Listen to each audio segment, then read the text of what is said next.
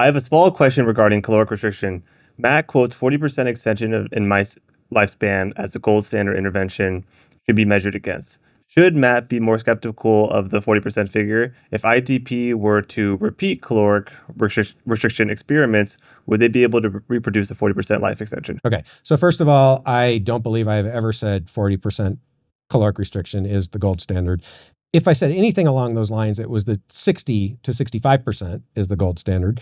That comes from, that specific number comes from a study that Rick Weindrich and Roy Walford did, where they looked at a graded caloric restriction response that used multiple levels of restriction, and they saw a graded longevity response, meaning the larger the level of restriction, the larger the increase in lifespan.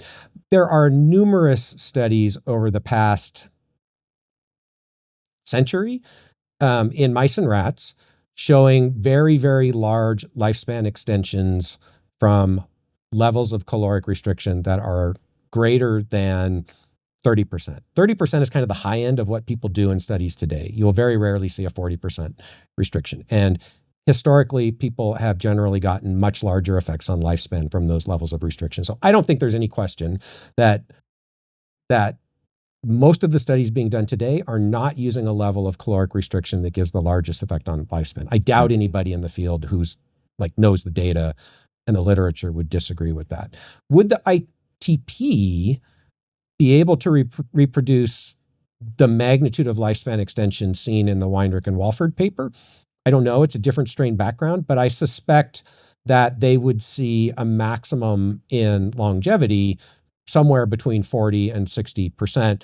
Worth noting, they wouldn't be able to do the 60% restriction experiment today because the animal care committees would not approve that protocol. So I don't think, at least in academic institutions in the US, you're going to see that experiment done. I would just add that one of my grad students, Camille, had just published a paper where we went back and reevaluated all the lifespan data from mice that we could get our hands on, particularly the larger scale studies. You're on the paper too, Matt. Sorry, losing my mind. I didn't do anything to. We published it in spite of Matt. So Matt helped on the paper for sure. And what we found is that you have to be very cautious about interpreting mouse lifespan experiments, and the lifespan of the control is extremely important. And so for a strain like Black 6, we've done a lot of experiments, and we know what to expect for the lifespan of the control. But actually what you really get, it doesn't matter who you are, even the ITP using the 4-way outcross, you get a wide variation in the control lifespan from one experiment to the next. And that's actually true in yeast or worms or pretty much anything else. But when the control lifespan is too short, then it's very hard to differentiate whether the intervention is of causing a regression to the mean, or whether it's lifespan normalizing, or whether it's really lifespan extending. Yeah. And so there has to be a lot of caution placed on that. And if you put that rigorous criteria, which is the control needs to be somewhere near 900 days, then you find the interventions that work are less than what we think. Yeah. And they're restricted to things like rapamycin and a few other things, a couple surprises in there too.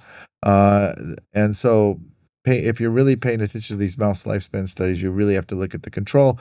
And everybody has trouble with this. Even the ITP has short lifespans sometimes. And we don't understand why. We don't know I think why. it's hard. I mean, so there's two things I would add to that. One is, we can't really blame the people when they get a short lifespan. I'm not I know you're not. I know you're not. But you can't really blame them. But you also can't interpret their data. Like, it's really unfortunate that happened, but the reality is that happened in your experiment for some reason. Well, and they should publish the data. They should just be, careful.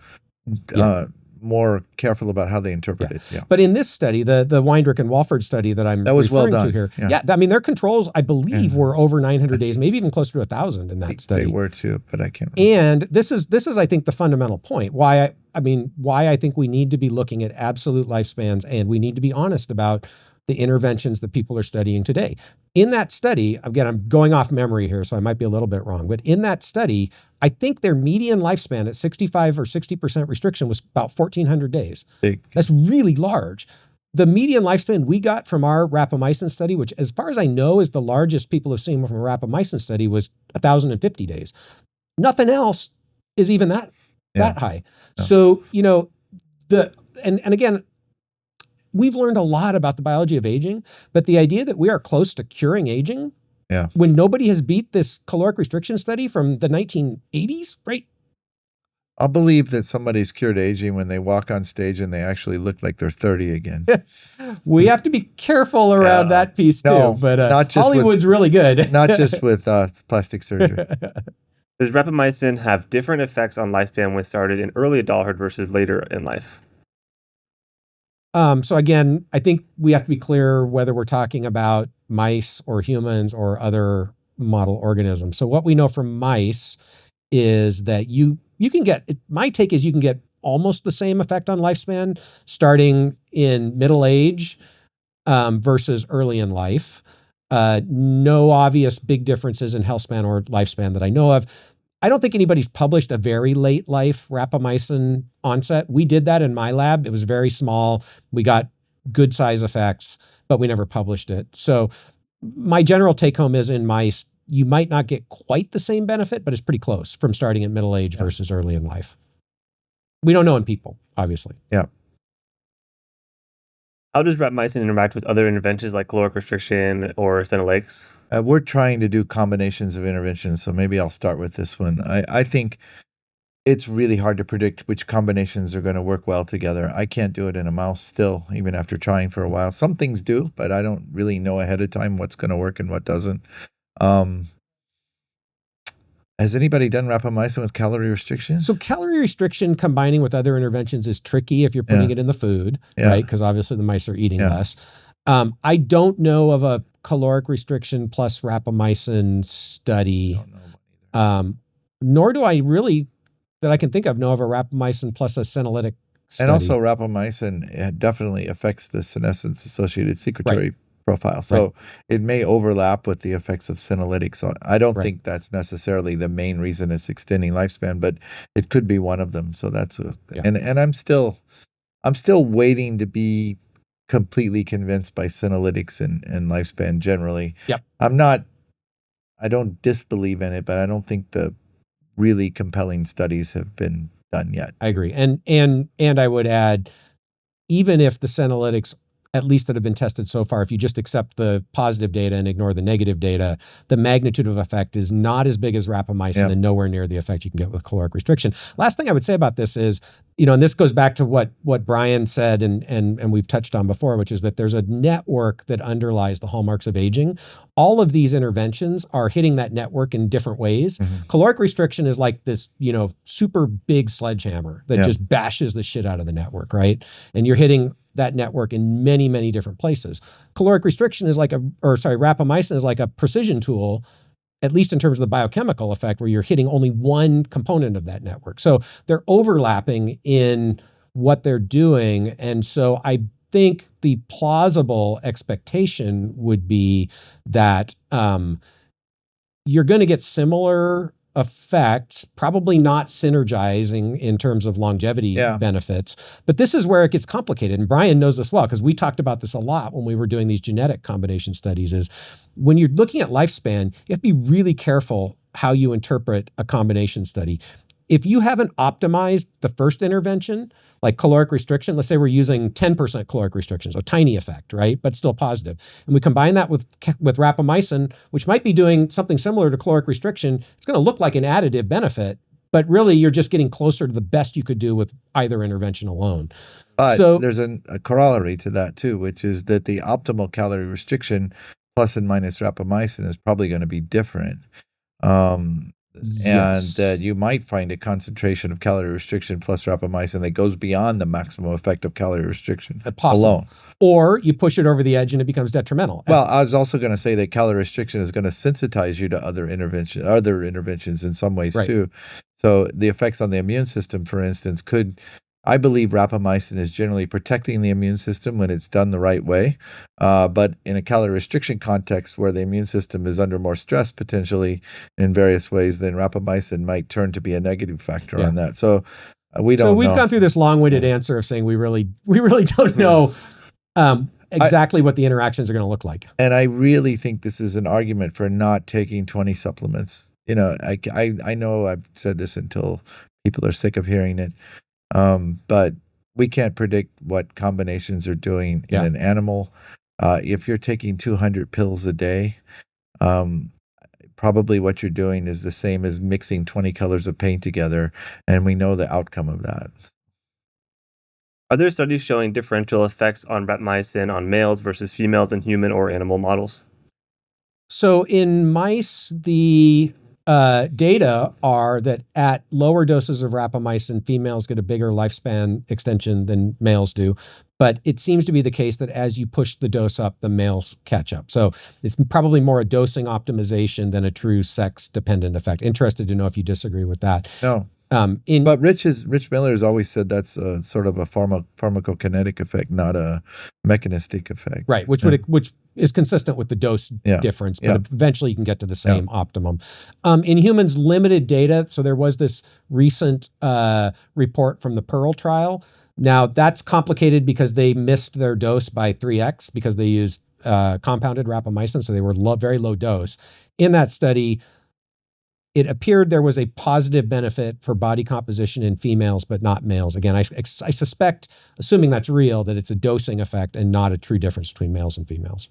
Since berberine has been shown to have similar results than metformin when it comes to diabetes and blood sugar, do you think it would have a similar effect on longevity as well?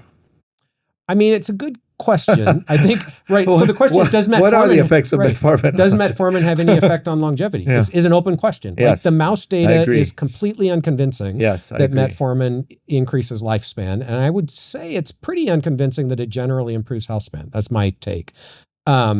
So maybe. I think a different way I think about this question is, I don't understand why metformin as a prescription medication and berberine is sold over the counter.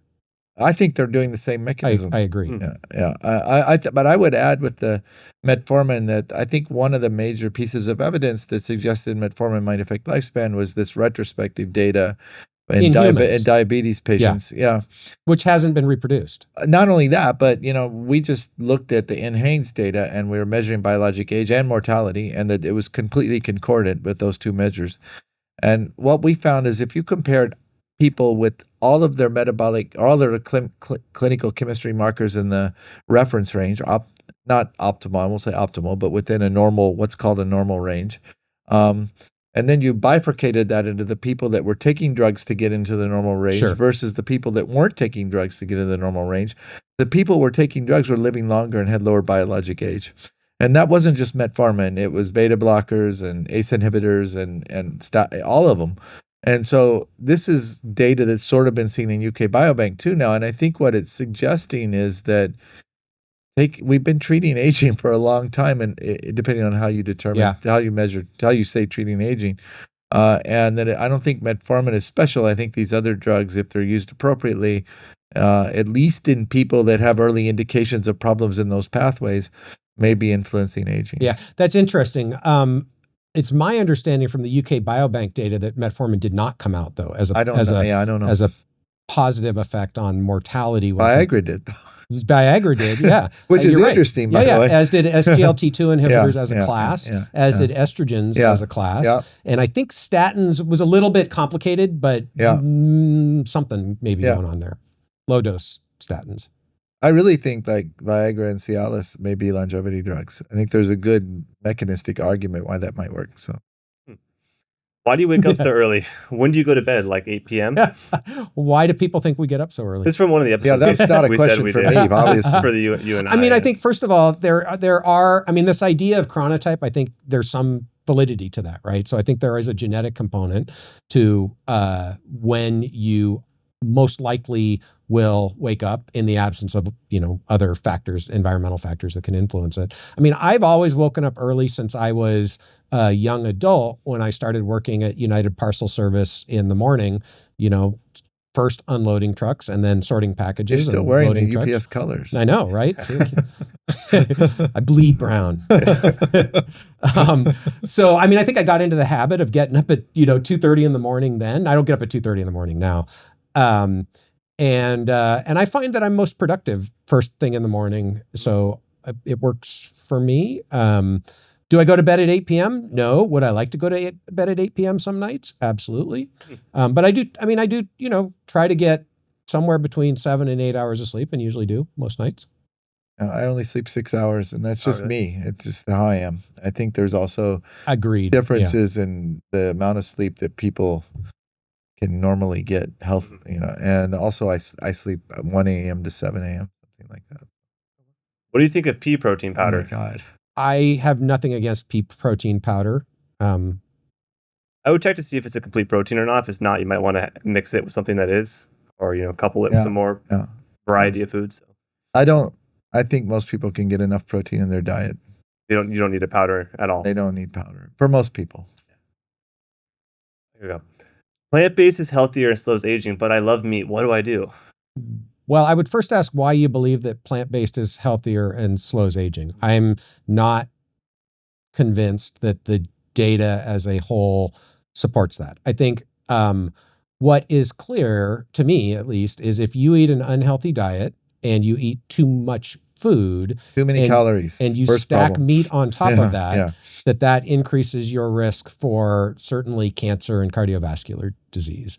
It's completely unclear to me that if you eat a generally healthy diet and don't overeat, that eating, some amount of meat is less healthy than eating no meat at all. Like, I don't think it's completely clear. So I think there's a lot. I mean, again, this is where I think the disinformation in the internet is so problematic, because you can find data to support wherever you want to fall on the spectrum. You have the carnivore people pointing to data. I think, honestly, I know this is going to piss people off. The idea that you should only eat meat is just silly. Don't unbalance your macronutrients. This is a bad idea long term. And you may lose weight from it, but I do not see any evidence that over the long term, eating a highly unbalanced macronutrient diet in any direction is a good thing. Yeah. So, I also think the idea, there's plenty of evidence that only eating plants is probably less healthy than eating a mixed diet. So I push back against the idea that plant-based is healthier and slows aging, and it might actually be less healthy than a balanced diet that has some meat in it. I think I would guess it's probably similar healthy as long as you're doing it right. But a lot of people, I'm not sure if they're eating a plant-based diet, it's harder, I think, to get the right balance. I think that's the issue, right? Yeah. Yes, I agree. And also, this is even more complicated because not all meat is created equal, right? And so is it the case that, fish is going to have different health effects in the long run from chicken, from beef? Probably. Again, it's going to depend on what else you're doing and how much you're eating. I think that's what you just said there is important. We see all these nutrition studies and all these exercise studies, and these two things are extremely linked to each other. Yeah. If you're a couch potato, right, or you're like one of the mice in the cages in the lab that are exercising way less than a normal mouse would, your healthy diet is probably different than if you're in the gym all the time and you're running and you're, a very active person. And that's not even accounting for the genetic differences that may affect what nutrition is good for you. So there is no one size fits all nutrition plan, right? And I think you need to be aware of the effect that your diet's having on you. And you need to couple that with the amount of exercise and what kind of exercise you're doing to really optimize. Right. And again, for people who just want a pragmatic sort of answer, right? I think don't eat too many calories. Yeah, that's true. That's absolutely true. And focusing on cutting out highly processed foods. Yeah, I agree with cutting out foods with added sugars or high levels of simple sugars. Yeah. And then, maybe not eating meat at every meal, or at least red meat at every meal, is a good place to start. That'll get you 90% of the way there. Everything in moderation, including moderation. Right. And exercise and focus on sleep and connect, and you're going to be in a good place. And, then if you want to try to optimize beyond that, more power to you. But most people aren't there. You kind of touched on this one earlier, but it's best ways of increasing VO2 max. Again, kind of touched Ask on Peter Attia. Yeah, there we go. And also, why is that your main goal? Right. I think that's kind of where I land too. Like, I think VO2 max. It's a useful measure. It is highly correlated with mortality, right? But, for most people, maybe there are some people who can get highly motivated by the idea of getting their VO2 max as high as possible, and that helps them sort of get their lifestyle factors all dialed in. But I think for most people, that's too abstract of a goal and maybe counterproductive to worry and hard about to measure for your most VO2 people. max. I mean, I still, although getting easier potentially. it is, but I still am, not sure about my watch gives me a measure. I'm not sure how accurate it is. So. Yeah. What are some longevity fads you've seen come and go over your years of I mean, it takes a long time for stuff to go, unfortunately. Yeah, let's start with the oxidative damage theory of aging. That was in the 50s. Yeah, antioxidants, Yeah, right? and that antioxidants were going to cure Vitamin aging. C. I still think that oxidation of molecules is probably a contributor to aging. I would not go so far as to say it's a fad in that sense, but I've yet to see a true antioxidant have a big effect on lifespan. And yet there's still a big element of the academic field and a huge literature out there talking about aging and antioxidants. And plenty of supplements being sold. And plenty of supplements being sold as longevity supplements. And there may be, like a lot of them don't target lipid oxidation. I think that's an interesting area of research. I'm not giving up on this idea completely, but I think that it has a life of its own, and it hasn't gone. Yeah. And I'm not saying it should go entirely, but we need to be more realistic about it. I mean, things like antioxidant is such a catch-all term that anything is called an antioxidant. antioxidant. Is there a longevity intervention that's not called an antioxidant somewhere? I mean, rapamycin.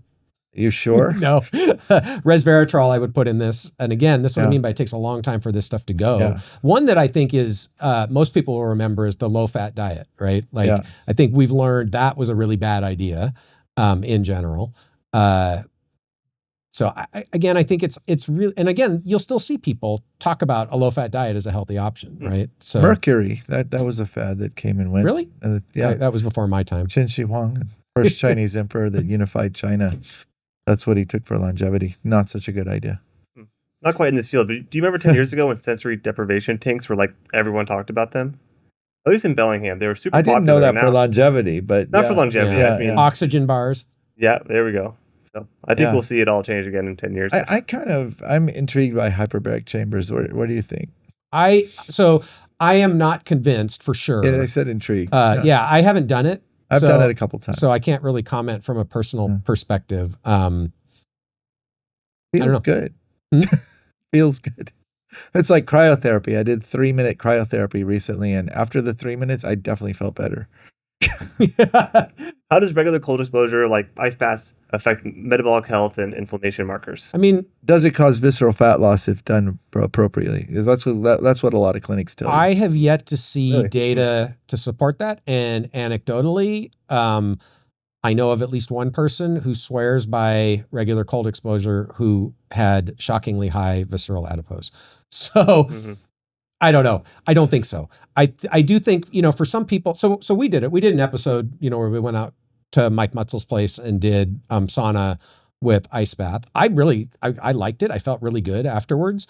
Is it a longevity intervention? Probably not.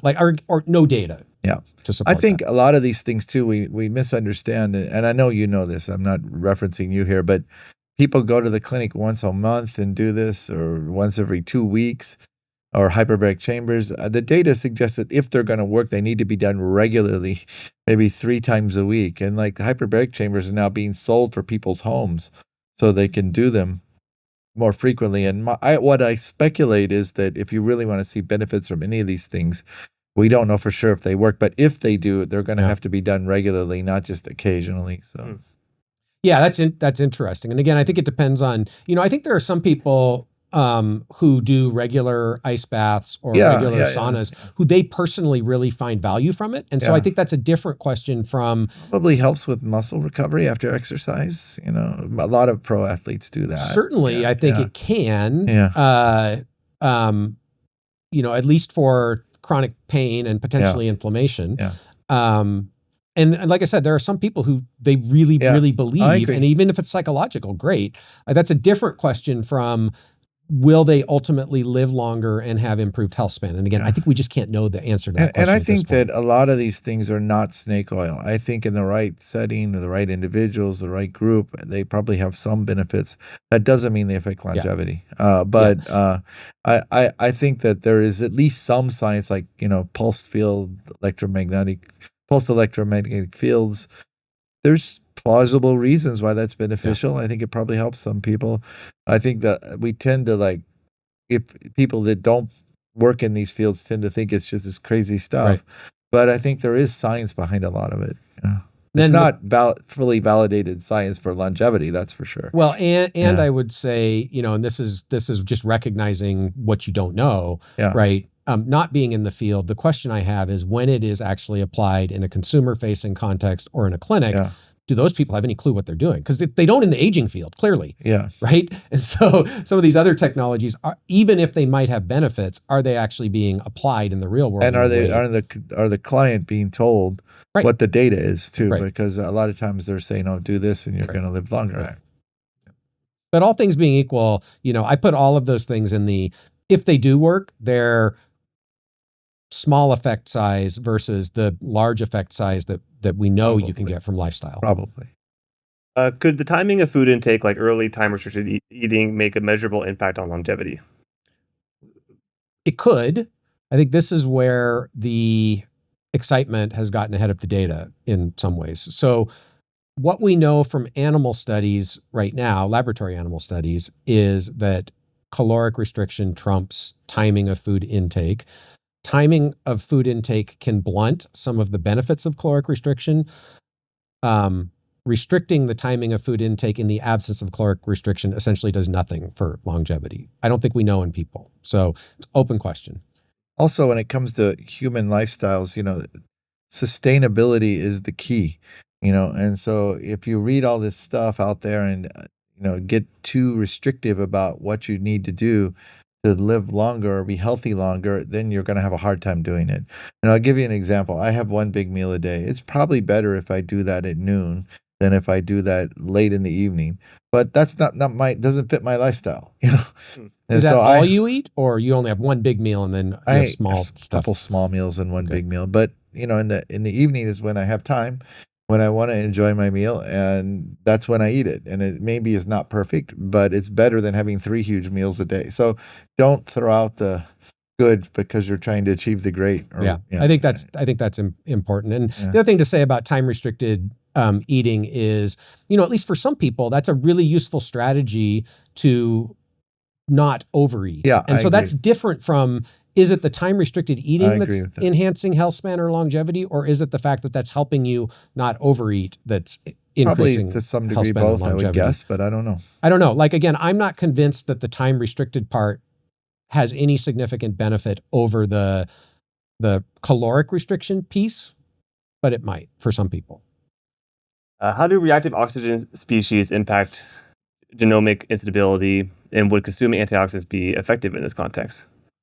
So, I think there are a variety of molecular mechanisms we can point to where reactive oxygen species can damage DNA, right, and contribute to genomic instability that way. I think it's an open question to what extent does that happen in humans in any significant way with aging. And we kind of talked about all of the hallmarks of aging are interacting. And so we don't really know. I think it's maybe not useful now to answer how they could impact genomic instability. I think the question is, do they, to any significant extent, drive aging? Still a little bit of an open question in the field. More important maybe is that antioxidants, that's a relative term. It's 2 molecules, one being oxidative or reductive compared to the other. There's a bunch of stuff that gets called an antioxidant that if you were to take it and put it in your body would not be substantially an antioxidant. And different antioxidants can have oxidative effects on different types of molecules within your body. So it's a very diverse class of molecules, and we unfortunately kind of lump them all together, but they can have very different biological functions. And also I want to re-emphasize the point that reactive oxygen species can damage other kinds of molecules, proteins, lipids, and we know not enough about what the effects on lipids are particularly. I agree. And lipid oxidation, I think over the past decade has become much more widely appreciated and can drive inflammation. So again, this gets back to the interconnectedness of the hallmarks of aging. If some vitamins are so easy to supplement and you just excrete what you don't need, why not take them just to be safe? Not all vitamins are safe when they're overtaken at high dose. Vitamin A is a great example of that. We did a study in mice and we tried a pretty high dose and we reproved the idea that if you give too much vitamin A, you can cause liver toxicity. The interesting thing is that if we gave almost that dose, on the borderline of toxicity. The animals that didn't get toxicity lived 25% longer. Wow. Not recommending people do that, but I just because it says it's a vitamin doesn't mean it's safe. There are some vitamins that you can have very high levels of, B complex vitamins that, to my knowledge, don't have huge detrimental effects, but others can be quite toxic. So. And I think oftentimes we don't know what the long-term toxicity from megadosing is until that's also true. People do these experiments, right? Yeah. So I think, that's why I'm fairly comfortable with a multivitamin that's high quality that is not in the megadose range, but I would be very careful about megadosing vitamins, willy-nilly, just because you think that, you can pee them out. What is more detrimental, tobacco or alcohol? Well, tobacco kills you fast. Alcohol kills you slow. Yeah. I have less. I'm willing to argue about low dose alcohol still, but high dose alcohol kills you for sure. Well, yeah. I'll say my dad was an alcoholic. My mom is a chain smoker. She's still alive. He recently passed away. Her quality of life's probably better too than when you're drunk a lot of the time. I mean, it's a complicated situation, right? Because again, it's very individual. I think for many people, alcohol has a much larger effect on quality of life. Yeah, that's true. I agree with because being addicted to alcohol has a much larger effect on many aspects of your life. Yeah, I think that's an interesting question. Alcohol consumption versus alcohol addiction are two different things. True. At equal parts, I guess. Which one's more detrimental? Alcohol addiction is highly detrimental, by maybe more than tobacco, like you said. I think that consumption is a complicated question. Yeah, and I was a bit too glib in that answer, but I do think it is. I mean, it is an interesting and I think important point for people to appreciate is that at least smoking, regular smoking, most people who develop lung cancer from smoking historically die pretty quickly. Right. So in terms of the burden, and that's a terrible thing, obviously, but in terms of the burden on the healthcare system, it's actually pretty small. Right. And an unanticipated consequence of being as successful as we have been at reducing smoking in the United States, and this isn't the only reason that people are living longer with chronic disease, but it contributes in a not insignificant way, is that people aren't dying from smoking-related deaths as much as they used to.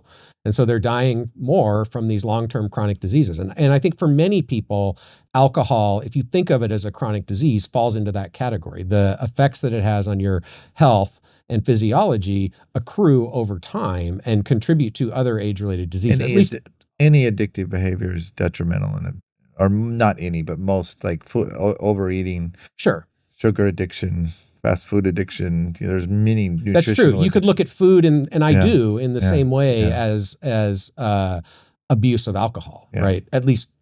I don't know about caffeine addiction. That's a more interesting question. Yeah, and I do think this is probably too long for this conversation, but this question about is low dose alcohol, if you could separate it from all of the other stuff, right? Yeah. Net beneficial for health. I agree. I think there is some data to support that. It's probably very personalized and hard to measure, but I think that is beneficial. And every animal I test, I can extend with low dose ethanol. Yeah, that's interesting. In the laboratory, right, you can actually increase lifespan. I think we even got that with yeast when we did it. Some non-zero dose of alcohol. Yeah. Right. If improving health is not improving biological aging, then what else is? This is a YouTube comment. So I'm not sure what I don't think I would agree with that statement. What, that improving health is not improving biological aging? Oh, you mean by the measures? I would argue that conceptually it probably does improve biologic aging. So I would frame it this way. I think health and biological aging are certainly highly correlated, but there are ways that you can potentially affect your health without affecting your biological aging. I don't know if you can go the other direction. Can you impact biological aging without impacting health? Maybe when you're very young, because you don't see detrimental health outcomes even if you're biologically older. I think it also depends on if you're talking about normal biological aging or interventions. I do believe, we touched on this already, I do believe there are interventions that can slow biological aging, but that will kill you before you can actually see the benefits of those interventions. Theoretically, absolutely, that's possible, right? Yeah. Because they'll have a detrimental side effect that offsets the benefit. Even, let's just say, I don't necessarily believe that rapamycin is a potent immunosuppressant at the doses that people are using it off-label. But let's just say that it is. You could take rapamycin. Let's say you're taking it at levels where it is immunosuppressant. Or let's say caloric restriction, right? Yeah. If we accept, and again, this is a little bit speculative, but if we accept that 30% caloric restriction in general slows aging, right? Will that increase the lifespan of most people? I think is an interesting question. Will some people get an infection or have some other negative consequence from 30% caloric restriction and die before they get the benefit? Absolutely. So there are cases where interventions, you can be aging biologically more slowly, but you are dying earlier and potentially have detrimental effects on health as a result of that intervention, even if you are aging biologically. So I get it's a little bit of a semantic argument, but I think it is important to appreciate that health is correlated with biological age, but they are not equivalent. Could advances in personalized medicine eventually allow us to tailor diets and exercise programs for maximum longevity? Yes, yes, and yes. But I'm not sure how close we are to doing that. I would agree. Theoretically, yes. I don't know how we get to the point of knowing what biomarkers are predictive for maximum longevity. So I think that's really the challenge. I do believe we can get to the point where we can personalize all sorts of lifestyle factors and interventions based on the biomarkers that we think are predictive of mortality and health span. But there's always going to be uncertainty around those biomarkers because that's a really long experiment. Also, I'm interpreting this as getting people to maximum lifespan, not extending maximum lifespan. And I think you can interpret that question different ways. Individual, closer to what we recognize as the maximum lifespan. I think, already in a way we're doing that, right? Depends on what you call aging, right? If you have, a wheat allergy, and you don't eat wheat, that's a personalized diet that's going to keep people healthy longer. Right. Is that aging? Is it not aging? That's a semantic argument too, perhaps. But, we're already doing this to some extent, but if, we taking it to the next level, I think is achievable, but maybe not as easy as it looks. Yeah. And I think we should just, clearly differentiate between getting closer to optimum or closer to maximum longevity versus, the idea that we're going to get there. Because we don't really know what optimum or maximum means at this point. Yeah, but I was also comparing it to extending what's known for maximum species longevity. Which is a different I think that's question. a completely different question. How does targeting mitochondrial dysfunction improve health span? And are there any proven interventions beyond exercise and diet? Proven. I think the data in animal models on urolithin A is pretty good. It's interesting, That's an interesting and molecule. Also, I think that our data suggests that urolithin delays frailty in mice, extends lifespan in killifish. We haven't published this yet. And so whether it's driving mitochondrial biogenesis and that's allowing mitochondrial turnover of damaged mitochondria, or it's driving damaged mitochondrial turnover and that's contributing to mitochondrial biogenesis, I'm not sure, but I think that cycle is one of the key components of it. I would also, and this touches on a concept we've already talked about a couple times, is, you can ask the question, is it possible to substantially impact the biology of aging without impacting mitochondrial dysfunction? In other words, can you truly decouple those two things? And let's just say urolithin A actually has a benefit on lifespan in people. Is it doing that solely through a mitochondrial mechanism, or is it actually affecting the biology of aging? Like, I'm still a little skeptical that only improving mitochondrial dysfunction is going to generally have a large impact on longevity. Yeah, for instance, with urolithin, we see reduced mTOR activation, but that could also come through mitochondrial improvement. Right, cause and effect, right, for sure. So I think mitochondrial dysfunction is it's one of the hallmarks of aging. It's certainly regulated by this underlying network. And we could talk about molecular mechanisms, but again, mitochondrial dysfunction in general is going to lead to metabolic dysfunction, right? And higher levels of inflammation for sure, probably other things, potentially DNA damage. So those are the mechanisms by which preventing mitochondrial dysfunction could improve health span. Also, proteostasis changes. We're learning more and more about how mitochondria is used to turn over damaged protein. So this just, again, reflects the interconnectedness of the hallmarks. How safe is a generic version of Rapa? It seems all of it is made in India. No intel on that? I don't know. So I think there's a couple of ways to think about this. even regardless of where it's made, Yeah, if it is being prescribed in the United States, it has to meet the standards set forth by the FDA. So I don't think that I agree with should that be a statement. Consideration for this discussion. The generic version of rapamycin has been used widely, both for organ transplant patients and in off-label use. I think in general, it is safe. And I think what this question is getting at is the production quality as opposed to the side effects of rapamycin itself. Yeah.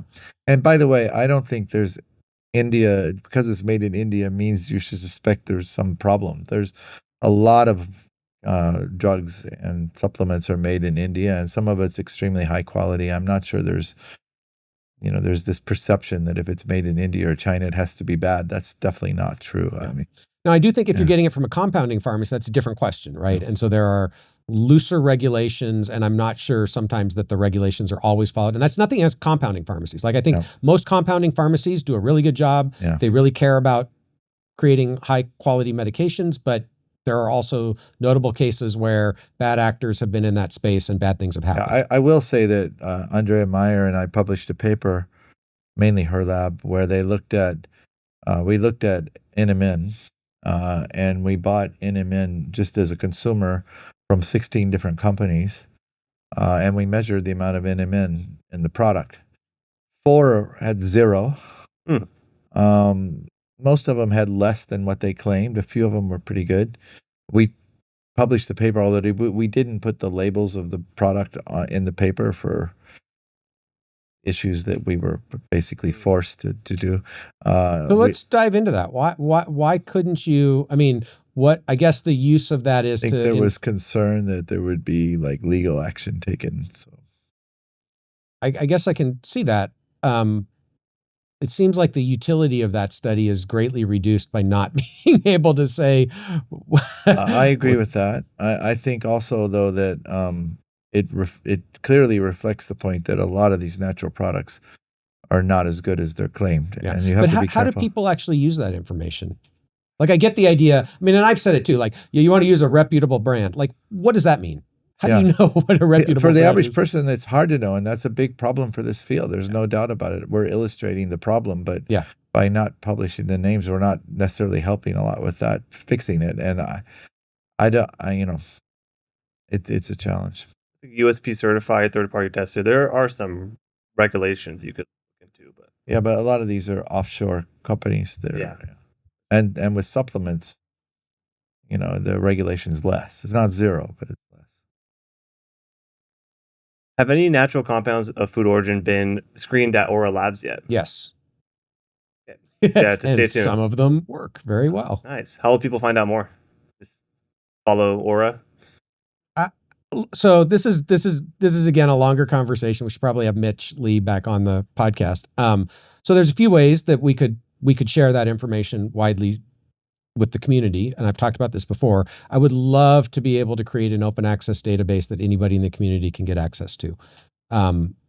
Aura is a for-profit company. I tried to get that project funded through academic channels. That didn't happen. So if a foundation, a donor, the federal government wants to step up and fund a component of the Million Molecule Challenge, we will build an open access database, make all of this data available to the scientific community, and people can use it. I guess you could become a major investor in Aura and get access to behind the scenes information. All right. Would love to hear your take on glycine. So you mentioned this earlier a little bit. I believe in glycine. I think it has relatively minor effects, but I think they are beneficial. When you look we've seen that in our hands, by the way. We haven't published that. This human data? Mouse data. Okay. But there is human data that glycine levels go down with aging, and that it's associated with cardiovascular disease, with inflammation. So there's a lot of correlative data in humans. I think a more interesting question is why supplementing glycine is beneficial. And there are a few different models on that. None of them are completely compelling. I think the inflammation effect has some component of that, but we don't even know why it's reducing inflammation really. So I think that there's a bit of a mystery on mechanism, but I think there is probably modest benefits you get from glycine. Yeah, I'm open-minded. I haven't seen any data in humans yet that convinces me that everybody should supplement with glycine, but I'm open-minded that again, my guess is if there is a benefit, it's going to be small and it probably will be individual. Yeah, again, Is your glycine level going down or not? Hard to measure, I know, for people, but that's an important question probably in this. I think we'll get there, though. I do have some optimism that over the next few years, these biomarker panels will get a better feel for what to measure, and they'll become more widely available. But like glycine's not hard to measure; it's just not consumer available, and most clinics don't measure it. Epigenetic reprogramming truly reverse biological aging, or is it primarily a tool for studying aging mechanisms? To be determined, right? I mean, I think, to be honest, we don't know the answer to that. I think, again, it depends a little bit on how you define aging. So, are we reversing biological aging? It depends on what you call aging. I think in order for epigenetic reprogramming to truly reverse biological aging, you have to subscribe to the idea that all of the other aspects of aging are downstream of epigenetic changes. Brian already talked about the fact that DNA damage is not going to be reversed by epigenetic reprogramming. So you have to believe that DNA damage has nothing to do with biological aging in order to conclude that epigenetic reprogramming is going to fully reverse biological aging. Could it partially reverse biological aging? Sure. Does exercise partially reverse biological aging? Well, it certainly makes people healthier. So I think, again, it depends a little bit on what you mean by reverse biological aging. But we don't know the answer yet. There's also cellular reprogramming and epigenetic reprogramming, and there could be benefits of cellular reprogramming that are non-epigenetic. Clarify the difference for people? Well, if you're taking a cell and you're converting it back to an iPS cell, you're restoring the age properties of that iPS cell. I mean, essentially, that's why we can keep having babies that are young. Right. But you don't fix DNA damage. You don't fix DNA damage, but I'm also saying that you do fix a lot of the epigenetic signals, maybe not all, but a lot. But you also fix a lot of other things when you make this cell young again. And so it's an assumption to say that all of this is going through epigenetic mechanisms. Right. And again, I think the real test here will be, can anybody, or the first test maybe that should be accomplished is, can anybody increase lifespan in a mouse to a greater extent than caloric restriction with epigenetic reprogramming? It's an open question. Nobody's come close yet. And I think if you can't do that, it's really hard to argue that you can reverse aging in a mouse. And sure, there are some people who are going to say, well, we don't care about mice. We want to know if this is true in humans. I get that. But the reality is, if you can't reverse aging in a mouse, you're not going to be able to reverse aging in a person. But what about modifying the DAF2 pathway in worms? That's way beyond what you can get from calorie restriction in a worm. Does that mean it's reversing aging? I don't think even Cynthia would argue that modifying that the DAF2 pathway is reversing aging in a worm. Like, you're not taking an old, and in fact, if you change DAF2 signaling in an old worm, you don't get anywhere near that magnitude. So of that effect. criteria of doing at least as well as CR is necessary but not sufficient, you would argue. Yes, I would agree that just because you can do better than CR, that doesn't mean you've reversed aging. Yes, absolutely. My DEX report doesn't mention visceral adipose tissue. Would it be the same as android fat mass? You want to answer that? Yeah, I mean, there'd be a correlation, but it might not be the same, because the fat they're talking about, it's like the apple fat, the fat around here. You can grab. You could have fat here, but not internally around your organs. So it's correlated, but not causative. Is that how you'd say it? Yes, and I would wonder why the DEX report doesn't. If you email me your DEX report, I might be able to find it. So. Yeah, maybe it's in there and you just didn't know it. Yeah. My answer was going to be also that I think it's useful for people to appreciate there are different types of DEXAs. So if you go in for a bone density DEXA specifically to diagnose osteopenia or osteoporosis, they won't tell you anything about your adipose or your muscle mass most of the time. They will only measure bone density in a couple or one region of your body. And so it's just useful to appreciate those types of DEXAs are for a specific clinical purpose. The whole body DEXAs that we have mostly talked about here can give you estimates of total body fat, total muscle mass, total bone density, and then positional measurements. Those probably aren't going to be quite as accurate for the positional bone density as you would get from a dedicated bone density scan. So step one, make sure it's not just a bone density scan. And if it is an actual full body DEXA, sometimes they call it visceral. It's kind of small and it'll be in grams, so you'll have to convert that to pounds. Also astaxanthin. Yeah, again, I would put this in the interesting bucket, right? At least, Yeah, so the data I've seen is pretty compelling. Yeah, I agree. But again, I think the studies have been fairly limited in laboratory animals, at least for longevity and health span. So we don't have a bunch. It's not like, where we've had dozens of studies or even, 10 studies. So it's early days. The magnitude of effect is probably not huge, but I think there's some correlative human data that's interesting. It's in my fridge. I haven't tried it yet. I'll let you know. Yeah. But the reason I believe it is I talk to a lot of physicians that I generally trust. And when you say astaxanthin, they're like, yeah. So at least people that are using it clinically that are good physicians believe in it, which is not as good as maybe what you'd like to see, but it's, they don't say that about every supplement. Which again, I think is important. Yeah. So they believe that in their patients, they're seeing biomarkers go in the right direction, presumably. Yep. Will OptiSpan ever have ads like other health podcasts like Athletic Greens or Element? Look, never say never, but I mean, our goal with the podcast is absolutely not to make money. That is not OptiSpan. I'm loving it. McDonald's as an ad president. Yeah. So I don't think that's not on the radar for a direction we want to go. Our goal with the podcast, really, I mean, I know people are cynical, and I totally get it. I'm cynical sometimes too, but our goal is to help people. Full stop. Like, we're not trying to make money from this. Right.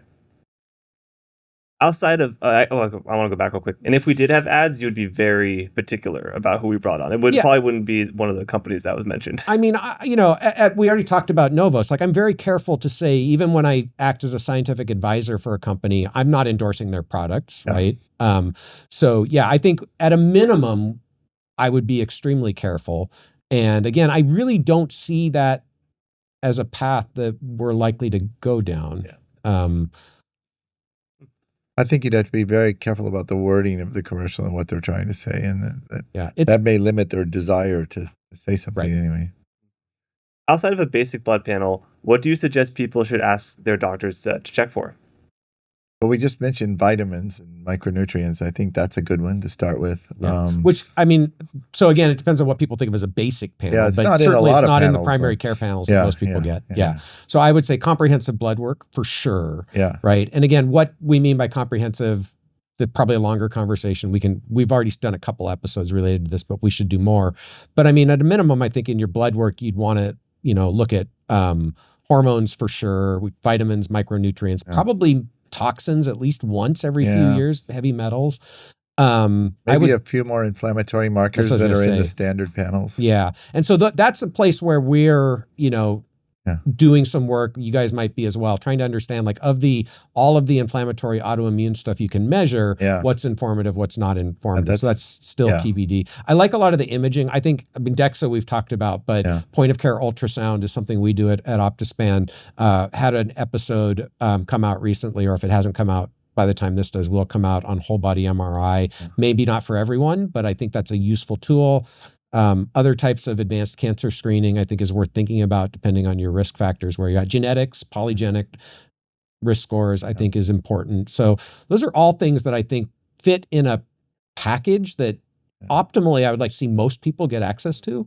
I learned to have a new career, by the way, today, because, as you know, but maybe most people don't, I had a major birth defect and a lot of abdominal surgeries, and then I got in a car accident, had a lot of chest surgeries, and a lot of scar tissue, and so I went for my full body, or went for the ultrasound. Ultrasound, and they're like, "Does this guy have a kidney? Why is the kidney over here?" They're like, it's been rearranged. I could go around to medical schools and just lay there and charge them. They're like, "How does this guy have a body that's even working?" And like, nothing is in the right place anymore. The medical students, right? All right, what role does NAD plus supplementation play in healthy aging, and is there preferred form NR, NMN? I mean, you might want to talk about this. I know you're more of a believer in NAD than I am. Yeah. Well, I've never seen much of an effect from taking NR, NMN, and my mice haven't either.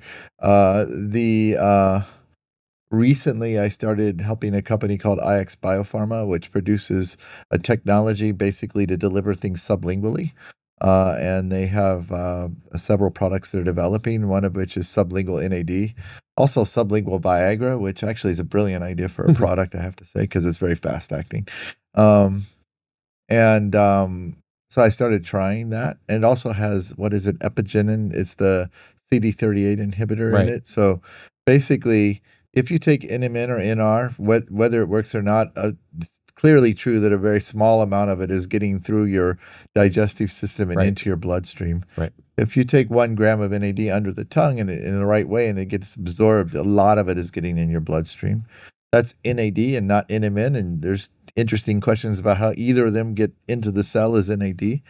But I have noticed improvements in endurance performance, body temperature from doing that. And I don't... Higher or lower? I don't know about body temperature is not the way to say it.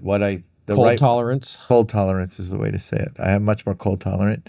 The other thing is that my heart rate, and actually I think the Rejuvent product with AKG is contributing to this too. My heart rate when I exercise goes up normally, but my respiration rate doesn't go up fast. Like I wasn't breathing hard until the very end today, and even though my heart rate was getting high. And I don't think you can placebo that. Yeah. And if I stop taking it and start, it happens again in 2 days. So something is happening with endurance exercise, probably combining the AKG and the NAD. And well, there was a study in the Chinese runners that we covered on one of the podcasts that showed something with it. I think it was NR, and it was either NR or NMN in that study with, you know, that sort of transition from out of zone 2, right? Something's happening because I'm pushing my runs and not breathing hard. Yeah. I'm not sure it's good for my heart. Right, so that's a different question, right? Is that actually a beneficial I don't know if it's healthy thing in the long aging. run? Yeah. Yeah, I don't know if it's healthy. Yeah. I mean, but at least something's happening. Yeah, again, I'd be interested to know if you disagree with any of this. I think the questions I have are around whether NAD actually declines in most people in most tissues with age. I think that's been overstated at some people, certainly.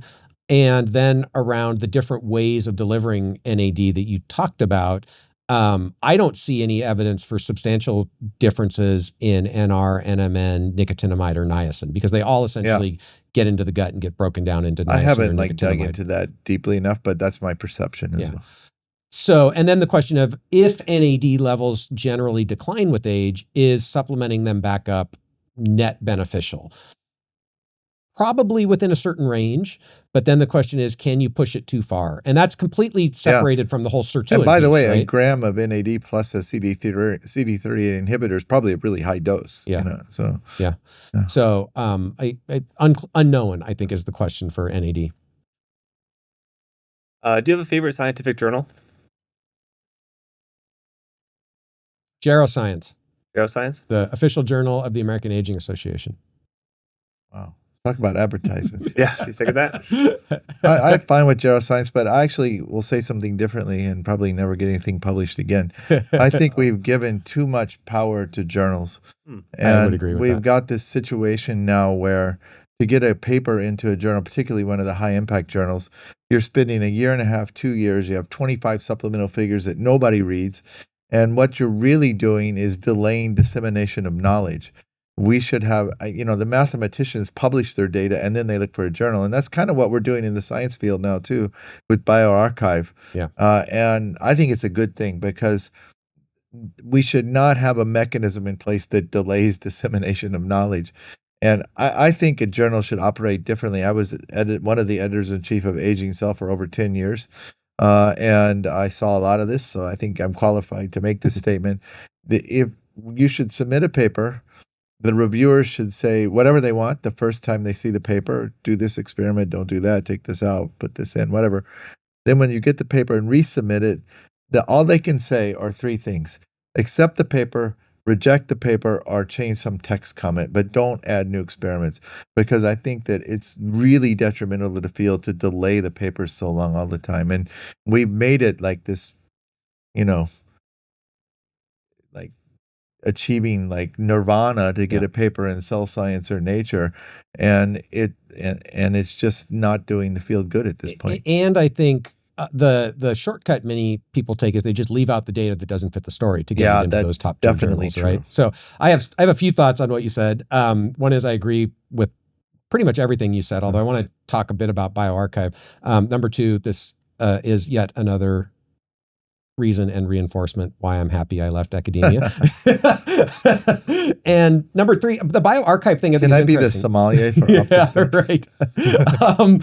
The bioarchive thing I think is interesting. I generally agree with you. I think it's a good thing for people to be able to get their data out rapidly. I do have some concerns, though, that many people outside of the scientific community don't understand the difference between bioarchive, a peer-reviewed paper, and particularly, I've seen a trend where companies are putting papers out on bioarchive and then selling a product based on that. Yeah. And that is deceptive, I think, to say the least, to make claims that this has been scientifically validated when it's something that anybody can load on the internet, right? There's no scientific validation at all to a paper that goes into bioarchive. I think if we really wanted to make the journal system work, we could. I agree. The profit motive and also reviewers have been trained, unfortunately, by the system. So there's going to be a retraining process in what it should take for a paper to pass peer review. I think you're right. It's ridiculous. The process as it has evolved into is detrimental to scientific progress and slows everything down. But it's not going to be an easy fix. No. If big dogs have to put a lot more energy into becoming adult size in the same time span as small dogs, maybe that will affect their longevity. I mean, I think that there are theories going back to rate of living, energy expenditure, energy put into reproduction versus soma. These are all sort of tied together. It's hard to disprove that this is part of the reason why big dog seems to age faster than small dogs do, except there have been a couple of studies in mice. So Derek Huffman did a study where they reduced IGF-1 signaling in adult mice and got a small but significant effect on lifespan. So not all of the effect from body size can be attributed to development, but certainly some component of it seems to be. Now, and is that an energy expenditure thing? That's a different question. That's harder to really answer. I still like my Newfoundland. Yeah. If someone is going to school to be a geroscientist, what advice would you have for them? Which majors/minors would you recommend? That's a good question. I mean, I think as an undergraduate, I think you can't go wrong getting a solid foundation in statistics if you want to do anything in science. I think having at least some working knowledge of computer science and coding you have to code really these important. days. So I think those are sort of minimum requirements. But whether you need to major in mathematics or computer science, I think you major in what you're drawn to and what you're good at as an undergraduate. That's a different question of where do you go to school for graduate school. I think the most important thing, this is what many people don't understand about graduate school, right, is the school you go to some extent determines the courses that you're taking and the other students you're going to be around, right? But largely your experience in graduate school is going to be determined by the lab that you select for your PhD thesis. So that's really what's important, is making sure that you get in a lab with a thesis advisor who you have a good personal relationship with, optimally, who takes, I would argue, takes the approach to science and will train you in a rigorous science, and the best way to design experiments. So the scientific method. I think that's really important, and an environment that you're going to feel supported in, right? Which most people don't really think about that side of it when they're going to graduate school. Also, you want to be in a lab that gives you enough independence of thought to do your own experiments. You need the proper mentoring, but you also need the freedom to develop on your own, because having your own ideas, proving that they're right or wrong, is a huge value that if you're not allowed to do, it's hard to develop as a scientist. I think so picking, a lot of times you have to go to a university without being guaranteed a slot in a lab, especially in the US. And so picking a university, if you really want to be a geroscientist that has multiple labs. We're talking about graduate school. For grad school, it gives you more shots on goal to find one you'll like. So I think that's important. Somehow I look back on this and wonder what was I doing in my undergrad days, because I got a math major. Me too. And I took no statistics class in the entire. Oh gosh. All I did was take set theory because I thought it was cool. And then I'm still struggling to find the right statistical test all the time. It's why didn't I put a little more thought into the classes? I would say I think logic I did well. And I think that's I mean, I think the right statistical test isn't the important question. It's, I know. I know you know this, but it's useful to just say explicitly. It's more like you learn, and I think being a math major, you get this too. You learn how to think about probabilities, right? And understand, what statistical tests are actually designed to do. You may not know exactly what the right test is, but conceptually. So I think that's, I just wanted to a lot of people don't. theory. Even in science, a lot of people don't get that, right? So I do think that's really valuable. Yeah, I agree. I mean, you can't go wrong with a math major, I think, probably. Which country has the healthiest lifestyle you wish America would adopt? Any country but America. Yeah, just pick one. Maybe not. Maybe I'm exaggerating a little bit. I think that's hard, right? I don't know that there's a right answer to this this question. Most developed countries have healthier lifestyles than the U.S. Northern Europe, people are happier. They eat better. They incorporate more exercise into their daily life. Japan, very good management of aging, taking care of people as they get older. People, again, incorporate exercise into their daily life and eat healthier. Maybe, I don't know about happier. Singapore may arguably the longest lifespan in the world now. It's very close if it's not. People there work very hard. They're pretty stressed, but good healthcare system. They don't overeat as much. There's not so much obesity. And so I think there are lots of ways to improve on the current system in the U.S. Yeah, and I do think there's the lifestyle component, but then there's also the social safety net and the healthcare system, right? And those obviously are both going to impact quality and quantity of life for people. I mean, again, I think if we think about the typical American, right, conceptually, it's not that hard to know what we need to do for most people to become healthy. We've already talked about it, the pillars of health span. And I think for most people, exercise and diet are going to be the levers that are going to have the biggest impact. I think also stress management these days. It seems like people are, I don't live in the U.S. anymore, but I feel like there's a lot more stress in the general American than there used to be when I was growing up. Or more angst, maybe. I don't know. Yeah, I don't know either. I mean, I think some of that, and it's ironic that we're doing a podcast, but some of that is fueled by, the constant barrage of information that people are getting on the internet and from a variety of different sources that creates fear, right? Again, I'm going to come back to that. Choose love, not fear, people, right? Most of what you're watching on the internet is designed to create fear. I think that I agree with that. Contributes to the angst. There's a lot of good stuff happening in the world, but people tend to really focus on the negative as opposed to focusing on the positive. But I think mental health is a big issue in the U.S. And I think diet and exercise can help with that. They're all linked. I agree. Do you track fiber intake? I don't on a daily basis. I have in the past, and I generally know where my fiber intake is. It's pretty high. 80 to 100. Oh, wow, that is really high. I don't track mine. I also have a birth defect that's 1 in 500,000 people. That means I don't have most of my colon. And so high fiber diet is maybe good for everybody else. Not so good for me. You check yours in a way, making sure it's not too high. I don't check. He'll know. I know if it gets too high. Over your 20 plus years in the field. We skipped one. Yeah, a good one. Oh, sorry, thank you for pointing that out. What's a common misconception about mTOR? That rapamycin used correctly will suppress the immune system. That the M stands for mammalian. Because it did at one point, right? It did. It did. Are you going to Until people realize I'm going to tell Mike Hall you said that. And by the way, folks, yeast are not mammals. That's your opinion. Over your 20 plus years in the field, what has surprised you the most about the science of aging? I think the complexity. I think when I came into the field, I mean, I knew it was a complicated problem, but I don't think I appreciated the true biological complexity of aging. And I think, this is not uncommon.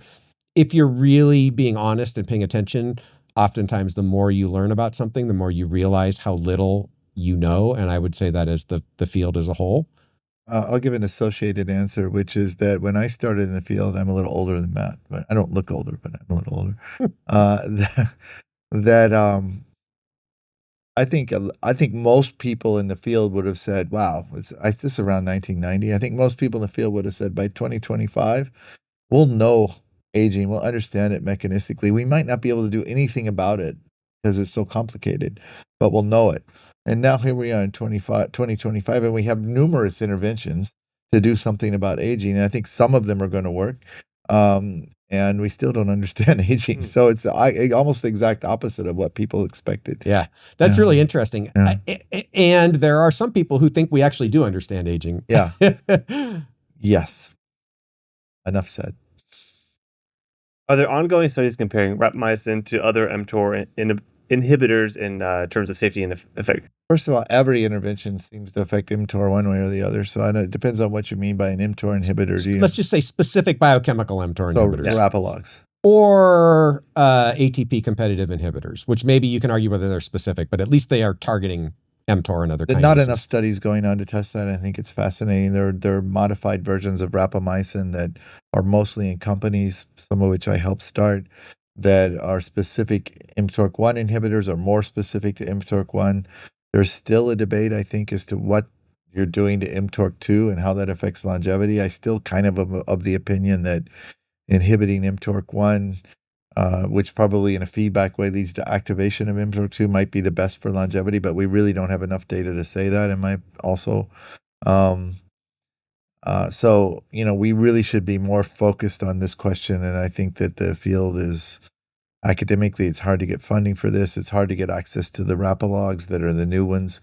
The companies have to focus on disease because they're trying to raise money and make money at the end of the day. So they have to have a disease indication. So it's very hard to get them to do aging studies. And so it's a problem. I think it's a great question. I'm only speculating. Yeah. I don't know of any studies directly comparing in a true comparative way rapamycin with other mTOR inhibitors other than those that are being done or have been done at Aura in C. elegans. So I don't know of any in mice, certainly not in humans. I believe the Rapamycin Longevity Lab is trying to gather funding to do some studies along those lines, but I don't think any have started. So I don't know of any. And other than I can tell you with 100% certainty, there are mTOR inhibitors out there that are more effective than rapamycin, at least given the data we have now for longevity in C. elegans. Yeah, but I'm not sure we really can get to the mTORC2 issue in C. elegans. I agree. No, I agree. I think that this question of mTORC1 versus mTORC2, it's unknown. Yeah. All-time favorite band or artist? Metallica. Oh, really? Or okay. Scorpions. Moms with Bangs. That's my son's punk band. Oh, there we go. Go check them out. Good answer. They're on Spotify? That's on Spotify. All right, go check it out. Advice for a non-scientifically trained person to differentiate good science from bad, both while reading a study or while on YouTube. So again, I think there are some giveaways, right? I think people who talk with 100% certainty about anything, especially aging, those are usually people who either don't have sufficient understanding of we'll just keep it to aging, the biology of aging, or they're trying to convince you of something that's not true. They're lying to you or lying to themselves. Good way to say it, yeah. People trying to sell something. I think you naturally should be skeptical of people who are trying to sell you something. Doesn't mean you can't trust them. I mean, we both work with private companies, so I agree with that, but I'm not against private sector development, but I think you have to look at it carefully. And, I think this idea that the concept of too much certainty also applies to reading scientific studies. I think you really have to ask yourself, if the authors say things in a way that implies 100% certainty or causality, you should approach that with skepticism. You really should ask yourself, have they actually shown what they're claiming? I mean, I think a general rule of thumb for any scientific study is read the title, read the abstract, and then ask yourself, look through the paper and ask yourself, have they actually shown what they claimed in the title and the abstract? Yeah, and like we published a study with Ponce de Leon Health on Rejuvenate looking at a relatively a less complex DNA methylation test. At the time we had to do that because at the time it was the only saliva-based test and we were doing it with consumers. So we just had people taking the product and measuring methylation at baseline and then after 7 months. And so that data is not perfect. It's not a placebo-controlled study. It's consumers. That methylation test actually has some pretty good data. TrueMe, but it's only measuring a limited number of methylation sites. And what's the precision and accuracy? You can ask that about any of these. I know. I have. I mean, I've seen behind the scenes what the data they report, but it's hard to find publicly. I think that it's worthwhile publishing those papers, but if you look at what we claim, we were careful about what we claimed. We said in the abstract it was not a placebo-controlled study. We put alternate explanations in the discussion for what this data might mean, and I think that it's not. I'm not saying you shouldn't publish studies that don't have great design data, but you have the claims are what's so important. You have to be transparent about the claims. So when you read a paper that says, well, this is what we found and it's suggestive of this, but we can't rule out this possibility, that's something you should believe, because those people are being honest about what their data says, and a lot of people aren't. The presentation of alternative explanations is a good sign it's when a you're good reading sign, a paper. definitely. Or watching a YouTube video, right? Yeah. Should fasting glucose levels alone be a sufficient predictor of longevity? I think it depends on what you consider sufficient. I don't believe that fasting glucose alone is a sufficient predictor of longevity. I think even fasting, it's still variable. HbA1c is probably better, but even then it's not I wouldn't call HbA1c a sufficient predictor of longevity either. Yeah. I mean, again, this is, I mean, Brian probably thinks about this the same way, right? So from a mathematical perspective, there are a bunch of things that are correlated with longevity or mortality as being the flip of that, right? But the correlation can be really weak. It doesn't mean there's no value to that marker. It just means it's not very good. Exactly.